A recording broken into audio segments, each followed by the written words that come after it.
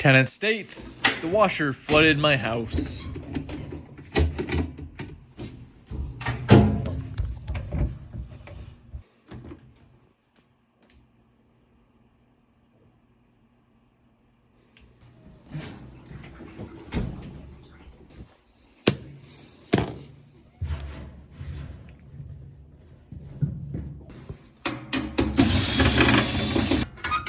Alright, what I'm looking for here is if those water inlet valves are leaking at all, and also making sure this level pressure vacuum tube isn't corroded, broken, or anything like that, but it looks okay.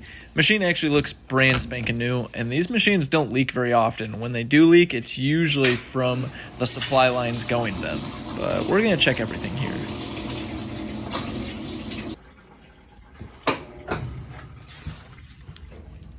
When it was draining, I heard something very odd, and when I pull the drain tube up, I notice it has a lint sock on it. So, when these machines drain into the wall, they don't need lint socks, and they just get gummed up with a bunch of lint, and then the water has nowhere to go but out that pipe. And so the water was actually probably spraying out of the wall and flooding the house.